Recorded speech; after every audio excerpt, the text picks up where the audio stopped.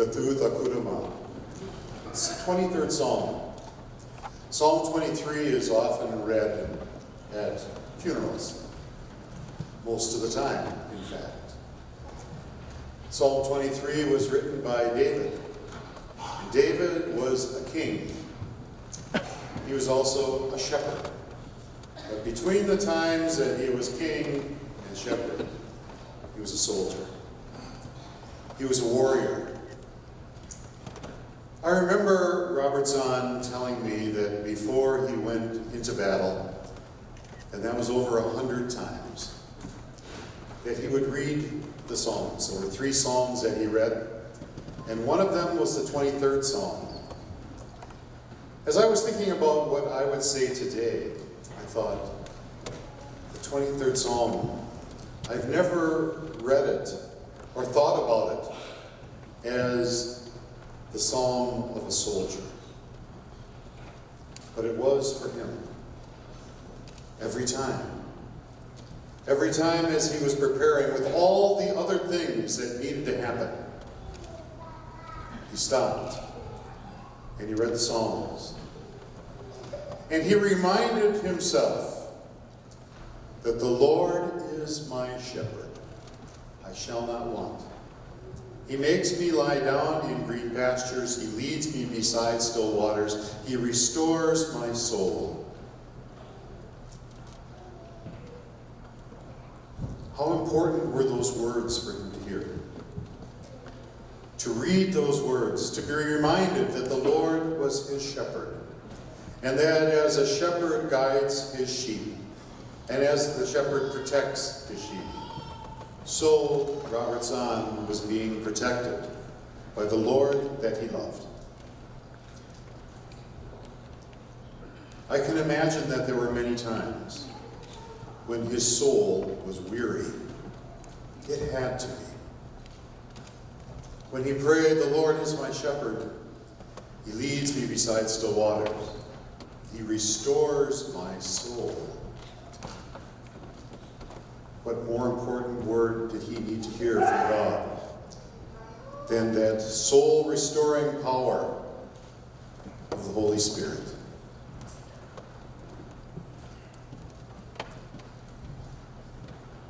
The Lord is my shepherd. I shall not want. He makes me lie down in green pastures. He leads me beside still waters.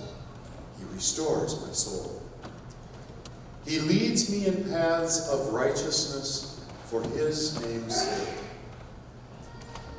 Paths of righteousness in time of war are hard to find, and they are easy to leave. It is easy to stray from the path of righteousness when there are so many angry voices, and when there are people that would seek only vengeance. Robert Zahn's prayer was that he lead me in paths of righteousness. Because what good would it do to win the battle, but to lose righteousness? Every time he went to defend his people, because he did not go to kill, he went to defend and protect. He prayed that he would be led in paths of righteousness for his name's sake. Yea, though I walk through the valley of the shadow of death, I will fear no evil. This is not hypothetical. He entered the valley of death, the valley of the shadow of death. There were soldiers alongside him that would not return to their families and to their villages. The valley of the shadow of death was very real and very dark. How important was it that he remembered those words? Yea, though I walk through the valley of the shadow of death, I will fear no evil. For thou art with me, thy rod and thy staff, they comfort me. A shepherd carries 2 things with him, one to protect and one to guide. Robert Zahn was looking for both of those things. Yea, though I walk through the valley of the shadow of death, I will fear no evil, for thou art with me. Thy rod and thy staff, they comfort me. Thou preparest a table before me in the presence of my enemies.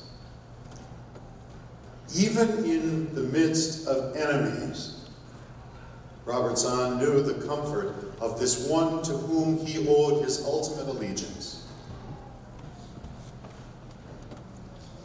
Thou preparest the table. You have prepared the way for me. You have prepared the meal at which I sit.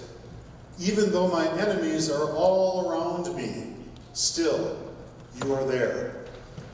You anoint my head with oil. You treat me as an honored guest. My cup runneth over. I have all that I need. Surely goodness and mercy shall follow me all the days of my life, and I shall dwell in the house of the Lord forever. From this very place, just a couple of weeks ago, Robert Zahn stood. I visited him. He'd been very sick. We all know that. But he said, I prayed, and I grew stronger. Pastor, can I talk on Sunday? This was about the last thing I expected from him. But he said, can I speak? Can I speak on Sunday? Because I want to tell everyone at church, and I want to tell my people, that for the rest of my life, I will be praising God for my deliverance, for the ways that God has saved me, for the ways that God has healed me. I will do nothing else the rest of my life but tell of God's greatness, God's goodness to me, God's grace. Here, from this very place, he told us. He testified. He testified to the goodness of God in his life. Surely goodness and mercy will follow me all the days of my life, and I shall dwell in the house of the Lord forever. Robert Zahn knows this now. He understands in a way that we can't even imagine what it means to be enveloped in God's love, to be surrounded by his grace, and to be in his immediate presence, and to be there forever. How grateful I am that I was able to meet Robert Zahn. And how important it was that he told us all what was most important to him in these last days. How precious. There is no greater gift that he could have given all of us, except that confidence that he had in God all the way through all the struggles, through all the chaos, through all the things that could have drawn him away.